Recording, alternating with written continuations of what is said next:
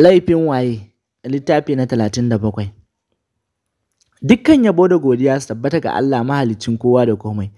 Allah kai daɗin tsira a bisa shugabanmu annabi rahama annabi Muhammadu sallallahu alaihi wasallam da ahalinsa da sabbansa da ma waɗanda suka bi shi a tafarki madaidaiciya daga yanzu har zuwa ran tashar kiyama. Littafin laifin waye? A littafin da ya gabata mun dakata ne daidai inda suka yi dariya suka tafa. Maryam ta ce lallai da sauranki ashe. Waye gaya miki ma abin yana da sauki kamar ma inda ma kike tsammani. Ai ko da kina da ilimi sai kin haɗa ma da jikinki kafin nan ki cimma burinki. Ko makaranta kika samu sai kin samu lecturers, in ma aikin kike nema sai kin bayar, in ma ba wai Allah ne ma ya tsare kika samu da sauki ba. A littafin da ya gabata a wurin nan muka dakata, yanzu kuma za mu ɗaura ni da ku ba tare da ɓata lokaci ba. Ki ta wa wani ƙaton tanadin buturcinki, wani ƙaton banza zai keta miki shi akan titi cikin wulaƙanci ba tare da ya san ma darajar shi ba. In ma kuma kika yi sa'a kika yi kai buturcin gidan miji ba sanin darajar shi yayi ba, ƙarshe a wajen zai tashi ya barki da tsamin jiki kuma ma ba zai sa ya raga miki ba. In wulaƙancin shi ya tashi haka zai ta wulaƙanta ki. Har magariba suna gidan kuma huɗubar ma da suke min kenan. Ala dole sai na zama 'yar hannu. Har Allah nake su tafi don gaba ɗaya ma na gaji da su da kalan hiransu da gani ma ba masu kamun kai ba ne. Suna tafiya na sauƙi a jin zuciya ina jin daɗi. Sai dai me duk yadda na zauna tunanin hiran da muka yi nake ta yi. Sai ina ta tariyo su ina ganin kaman fa sun fi ni gaskiya. Ko da ma na kwanta ma kasa bacci ne duk magajiyan ma da na yin nan haka na gagara bacci. Tunanin mugun likita na yi a rana tsaka ya keta min haddi akan jinyar ƙanina. Har ma ya mun ciki ya kuma sani kuma ya same ni a banza kafin nan ya cire min cikin. Daga kenan ma da gaske maza ba sa da kirki, ba zancen turulub a yanzu ake ba. After all ma ban ma san mawa ma zan aura ba. Ƙila irinsu ne masu wulaƙanta mace in sun aure ta. Sannan a wannan rayuwa da muke ciki da babu mai ganin mu ma da wani daraja, bare ma masu daraja su zo nema na, wani irin namiji ne ma zan aura. Ƙila ma kalan masu zuwa 'yan goyin da masu niƙa zan aura. Shikenan daga nan rayuwa na ya lalace. Duk haɗuwar mace dukkanta in ma bata je wajen da za ta haɗu da haɗaɗɗun maza masu ji da kuɗi to aikin banza ne. Duk haɗuwa ba za su yi irin wannan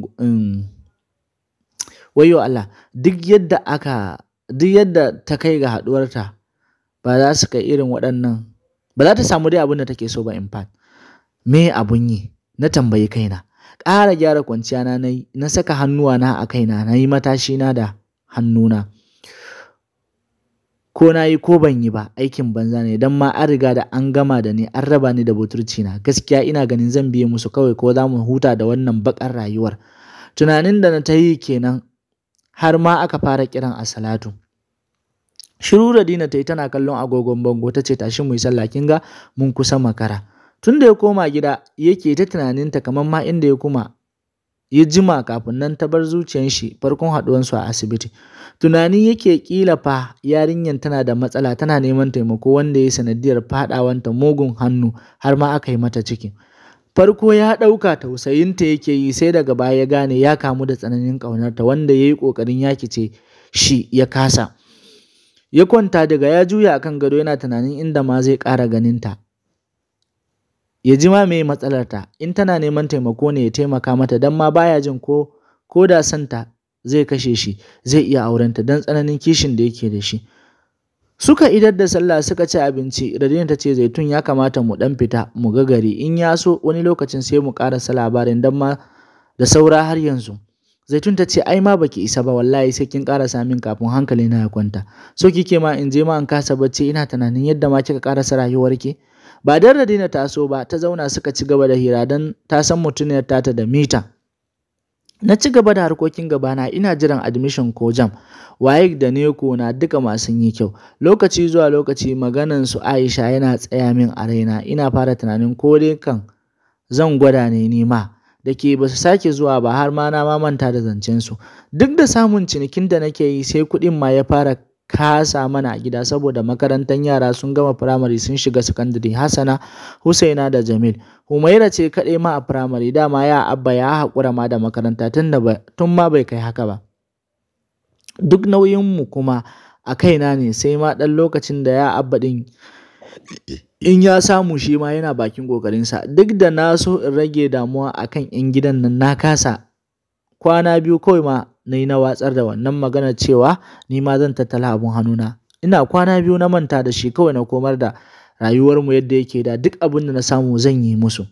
Abi kuma kullum in ya fita ba kullum ne yake samowa ba faskaren. Wani lokacin ma sai ya kai sati uku kafin ya samu faskare. Sannan kuɗin ba wani na kirki ba ne, sai ma wahalan banza. Haka rayuwa ya ci gaba da tafiya har admission ya fito, kuma ma na samu masu ban course ɗin da ma na zaɓa, wato building engineering. Na yi murna ba kaɗan ba, har ma na fara jin ƙamshin success ɗina. Ashe ma abun ba mai sauƙi ba ne kamar inda nake tunani. Kuɗin registration da su departmentals da kamar ma abubuwa sun kusan ma Naira 70,000. Ina zan shiga in samu Naira 70,000 abubuwan nan? Gaba ɗaya hankali na a tashe yake. Duk ƙoƙari na ban iya haɗa Naira 30,000 ba, don nauyi ya yi wa sana'ar yawa.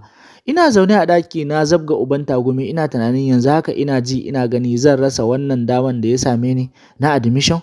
Gashi ma ba lallai bane ba ma wani shekaran ma in kuma cin jam, kuma ma in samu course ɗin da nake so. Yanzu shikenan zan rasa wannan daman da ya same ni. Ina mafita? Ina mafita? Haka za mu ci gaba da zama cikin talauci da wahala kenan. Wasu zafafan hawaye ne suka zubo min. Sallaman su Aisha ne ya sa ni saurin share hawaye na wayance kamar ma ba kuka nake yi ba. Suna shigowa suka zauna tare da tambaya na ko na samu admission. Sun duba nasu ma sun ci. Na ƙaƙaro murmushi da bai kai zuciya ba, na ce ni ma na samu, sai dai na kasa ƙarasawa nan shiru. Sai dai me? Ta tambaye ni. Kafin ma in ba ta amsa ta ce ba kya da kuɗin registration ko? Dama a ina ma za ki samu inda kuke faman nan? Kin ga Maradina, in fa da gaske kina son yin karatun nan, kawai ki ba da kai bori ya hau. Ki faso gare ki samu naira ki huta, iyayenki da danginki da 'yan uwanki su ma su huta, su fita daga baƙin talaucin da kuke ciki. Hawayen idanuwa na share na ce please mu bar maganan nan, Allah zai kawo. Ranan ma suka yi ta zuga ni sosai, ko kaɗan ma ban ji na amince da shawararsu ba. Da muka gama hira na raka su har saman layi don ina son ma in biya shago in yi cefanin abin da za mu karya da shi. Hanyar tafiyar mu na hangi abbina yana faskare da ƙaton abin faskare, kana ganin girman shi ka san ba ƙaramin nauyi zai yi ba. Ya haɗa zufa, ga bakin shi a bushe, ya yi fari fat, da alama ma bayan kishin ruwa har da ma yunwa ke ɗawainiya da shi. Kallon shi nake har muka ƙarasa inda yake, ko ɗauki kai ba na yi.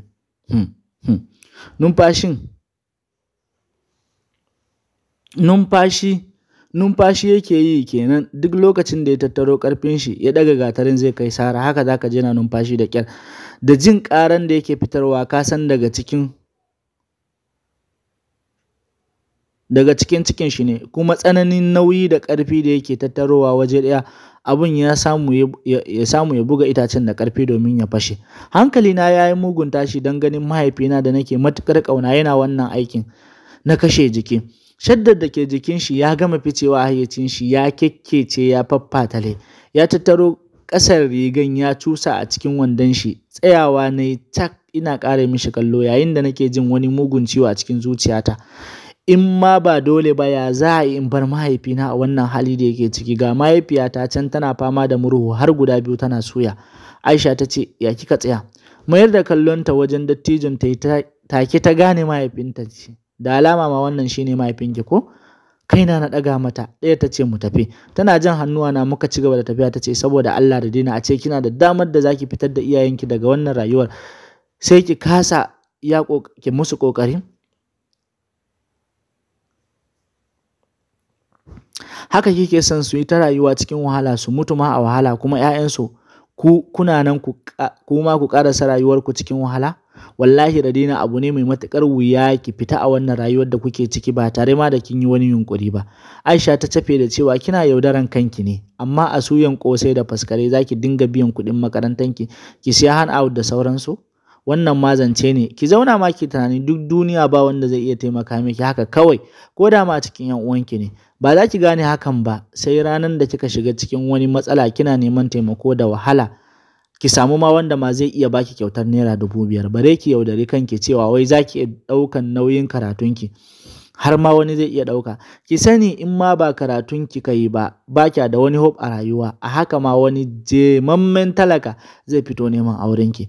Ke ma ki haifi yaranki a haka ku ƙare rayuwarku cikin wahala. Karatu is not easy as you talk.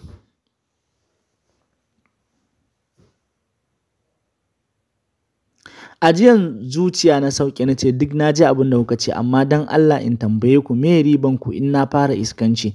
Aisha ta ce wallahi ba ma da wani riba a ganin mu, kamar ma taimaka miki muka, don muna son ki kuma muna tausayin ki. Muna son ki samu rayuwar ingantacce. Kar wannan kyan nake tashi a banza ki kare a karkashin wani kaskantaccen miji da bai san darajar ki ba. Muna zuwa inda ma za su shiga mota na ce musu sai an jima, na gode da ziyara. Ban ma tsaya ba su amsa ba, na juya zuwa shagon da zani, amma fa duk hankalina yana kan maganganunmu. Na gama siyayyan da zan yi, na siya wa Abby coke mai sanyi da bread, na hada da fiya wata na kawo mishi inda yake aiki. Ina zuwa dama ya daga gatarin zai buga, ya fasa a hankali ya sauke na kallona. Ledan hannuwana na miƙa mishi cikin tausayawa na samu gefen kan tarin itacen da yake fasawa na zauna. Itacen aƙalla zai kai irin cikin babban mota, irin dogon motar nan. Shi ma zama ya kusa da ni, ya buɗe ledan yana ce min me muka samu yar albarka. Ledan fiya wata ya ciro, ya cizgi bakin, ya saka a baki, bai sauke ba sannan ma ya shanye ruwan tas, ya jifa da ledan yana hamdala. Allah ya miki albarka, ya faɗa yana share zufan jikin shi. Hijabin jikina na fara share mishi fuska da shi, duk da yana jiki na ban cire ba. Ya shafa kaina yana yin murmushi, ya ce ina alfahari da ke, Allah ya miki albarka, ya kawo miki miji na gari da zaki huta a rayuwarki. Ba na fatan ki rayu cikin wahala kamar ma inda kika tashi. Kullum fata na ki samu hutu, don na san ƙannenki za su huta.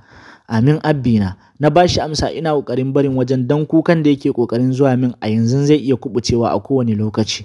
Ya buɗe coke ya fara gutsaran bread ɗin, yana korawa da coke har ya cinye, da ke bread ɗin ma ba babba ba ne.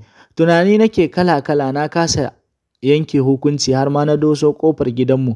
Na ga Ummi tana yarfa hannuwa kamar ma za ta fashe da kuka. Da gudu na ƙaraso ina kama hannuwanta, ganin inda ya ɗaye ya yi ja, hawaye suka fara zubo min. Na ce me ya same ki Ummi? Muryana na rawa da halama tana cikin tsananin zafi. Ta ce wuta ne ya ƙi kamawa, shine na saka roba na je iza itace, sai narkakken roba ya zuba min a hannu.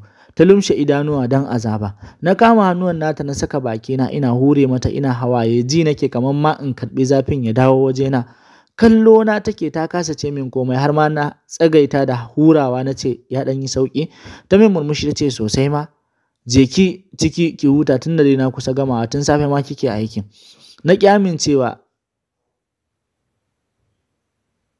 Ta dage in shiga, za ta ƙarasa, don haka ma na shiga ciki. Dama kuma ina buƙatan keɓewa in yi tunani. Subhanallah, na faɗa daga shiga na cikin gida, don ganin Husaina da kayan makarantanta tana ɗinkewa da zare da allura. Ga Jamil a gefenta da yagaggen kayan da ya gama yin laushi. Gaba ɗaya kayan ma ya gama kasa mishi. Shigewa na yi ɗaki, ban kula kowa ba.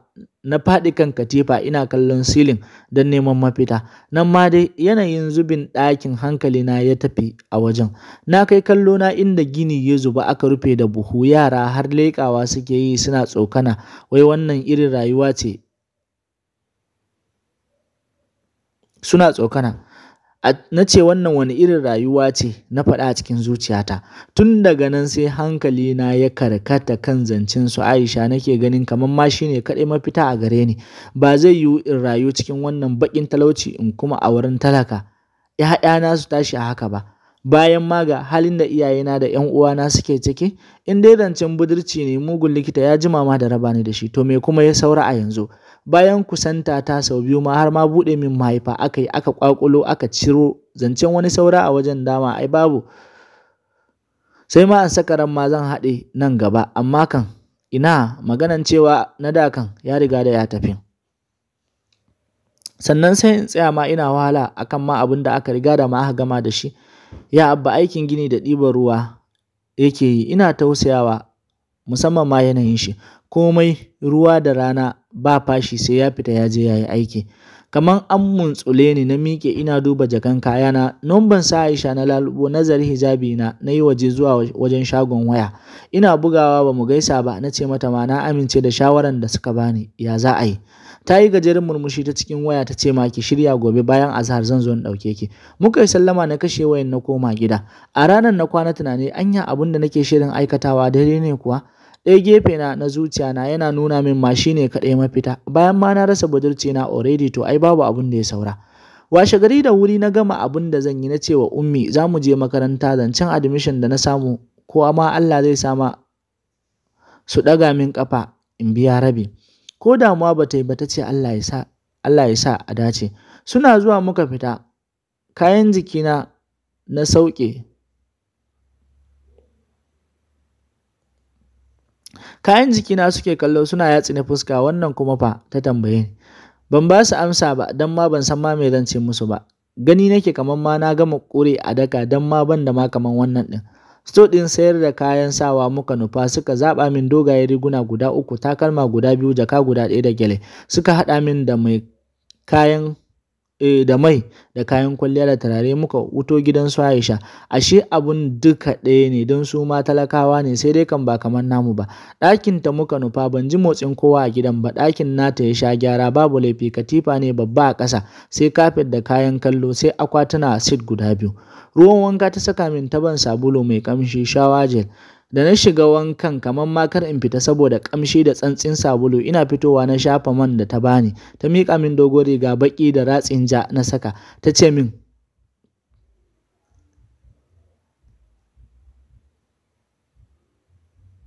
da saka min mai, ƙamshin da ke kan nawa a wanke yake, sai ma ta gyara min kaina. Sai kyalli yake, da kanta ta min kwalliya, abun mamaki cikin ƙanƙanin lokaci na canza kaman ba ni ba. Ta feshe jikina da turare mai sanyin ƙamshi, hatta inna waya sabbi ta bani. Muna gamawa ta ɗauki waya ta danna kira, ana ɗaga ta ce ya Alhaji muna jiran ka a gida, sai ka zo. Ta yi mishi kirari kafin nan ta kashe waya. Bayan kamar mintuna 10 ya kira ta, gaba ɗaya muka fita, tun daga ƙofar gida yake kallo na kamar tsohon maye. Takalmin ƙafa na ya min tsayi, gaba ɗaya hankali na yana nan a wajen don tsoron kar in faɗi. Gaban mota ta buɗe min ta ce shiga hajiyata. Gabana ya tsananta faɗuwa, motan kanta abun tsoro ne don ban taɓa zuwa kusa da irin wannan mota ba. Na likita ne ƙarshen babban mota da na taɓa shiga, sai kuma ma yau da na shiga wanda ma ya ci uwar wancan. Hannu ya saka ya ɗago haɓana ya zuba min mayataccen idanuwan shi. Dogo ne, fari, ba shi da jiki, kyakkyawa sosai kamar Bafulatani, aƙalla zai kai shekaru 50 zuwa 55. Ya sakar min wata murmushi, ni ma na ƙaƙaro na dole na sakar mishi. Ya gane a tsorace nake, don haka ma ya ce relax baby. Wani haɗaɗɗen restaurant muka nufa, kowa ya yi odan abincin da zai ci banda ne. A ƙarshe Aisha ce ta ce a kawo min shinkafa fara da kuma kaza.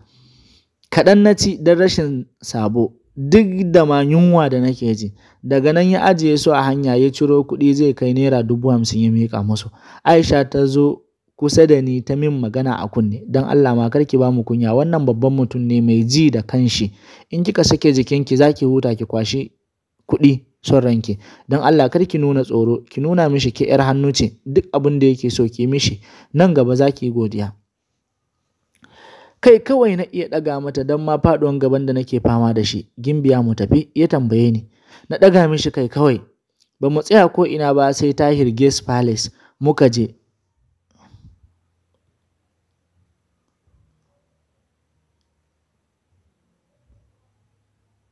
Mu je ko? Ya faɗa yana dawo da ni daga dogon tunani da na shiga. A hankali na buɗe motan, ina bin shi har ma na same shi. Muka jera zuwa wajen cikin gidan. Ji nake kamar iska na ɗauka na zan faɗi, don gani nake kamar ma ni kaɗai ne kowa ke kallo. Darir muka hau lifta don zuwa sama. Nan na ji kamar ma zan saka iyo har ya gane a rikice nake, kuma farkon zuwa na irin wannan wajen kenan, uwa uba kuma hawa lift. Don haka ma ya tallafo ni ya kama waist ɗina har ma muka fita, jikina na rawa. Ɗaki mai namba 87 muka nufa, ya ciro makulli ya buɗe muka shiga. Ɗakin ya min kyau sosai. Na zauna a bakin gado a daddare har ma ya kullo ƙofa ya shigo. Hannuna ya kama ya ɗago ni tsaye, ya rungumo ni tsam a jikin shi. Na yi matuƙar ƙoƙari don in daure kar in nuna mishi ni sabon hannu ne kamar inda Aisha ta ban shawara. Harshen shi ya saka a cikin kunne na ya fara tsotsa yana wani irin juya shi a ciki. Cikin wani irin salo na ƙwarewa a hankali ya sauko kan wuyana ya lasa yana sauke min numfashin shi a wuyan. Ji ne kamar ma ana kaɗa min ganga na fara karkarwa.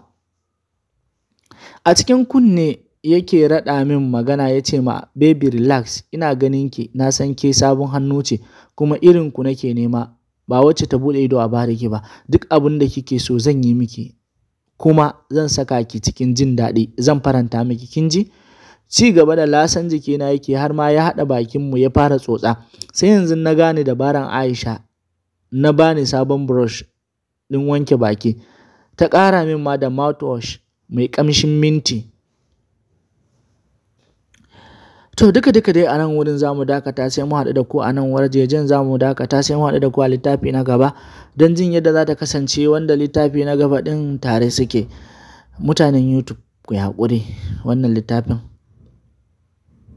ya kai kwana 2 ba ku samu ba sai yau ko? Ai min afuwa, yanayi ne, amma dai gashi yau an samu.